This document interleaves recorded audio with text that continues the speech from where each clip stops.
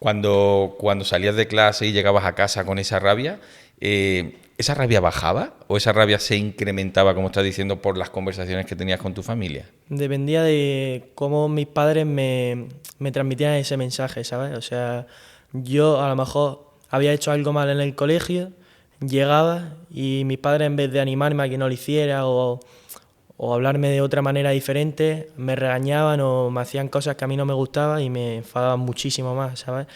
O me encerraba en el cuarto, luego llegaba a las comidas y no quería comer con ellos. Por la tarde y por la noche, pues yo siempre he sido un niño de darle buenas noches a mis padres, ¿sabes?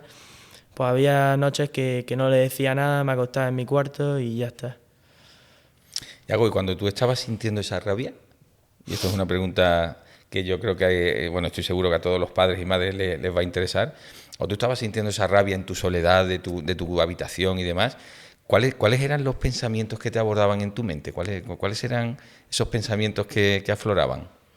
Sí, pues cuando estaba en mi cuarto encerrado, que era lo que hacía para no ver a mi padre y, ¿sabes? Y no seguir escuchando esa rabia y esa negatividad que me transmitía, tenía pensamientos como, yo qué sé, empezar a dar porrazos por toda la casa, romper todo lo que se me ponga delante, incluso llega a tal punto de pensar que quiero pegar a mi padre, ¿sabes? Y yo lo que hacía cuando no podía más, cogía las llaves, abría la casa y me iba a correr, ¿sabes? Para desfogar y nada, y transmitía todo y ya está.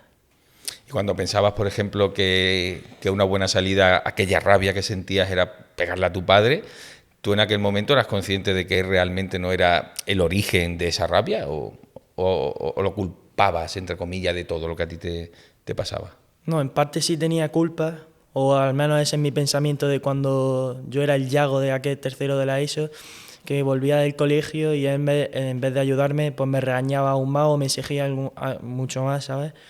Y eso no me ha ayudado nada en tercero de la ESO. Y entonces esa negatividad que yo tenía con mi padre era de eso, de o pegarle incluso, pegar porrazos en la casa, escaparme, todo eso. Y si tú le pudieras dar hoy un mensaje a ese Yago de hace un año, 2 años, más joven, ¿qué le dirías?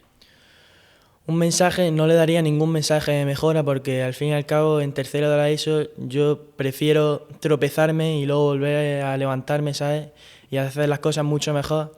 Yo creo que he tenido que pasar por ese momento porque ha sido como un aprendizaje en mi vida y la verdad que actualmente me ha cambiado mucho. Yago, y esas actitudes que tú tenías y esos pensamientos y esa rabia, ¿realmente tú eras consciente de las repercusiones que eso tenía en tu hogar? Repercusiones, sí lo tenía en cuenta, pero cuando yo estoy muy enfadado, o sea, a mí yo cambio totalmente de personaje, ¿sabes?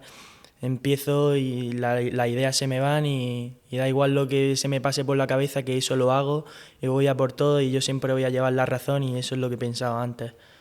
Bueno, Yago, una pregunta para mí inevitable que te tengo que hacer. Siempre hay dos partes. Siempre está el adolescente que, por ejemplo, se encierra en su habitación, como estás describiendo, ¿no? Con rabia, con frustración, con dolor, ¿vale? Con lucha interna. Y luego está la parte de los padres.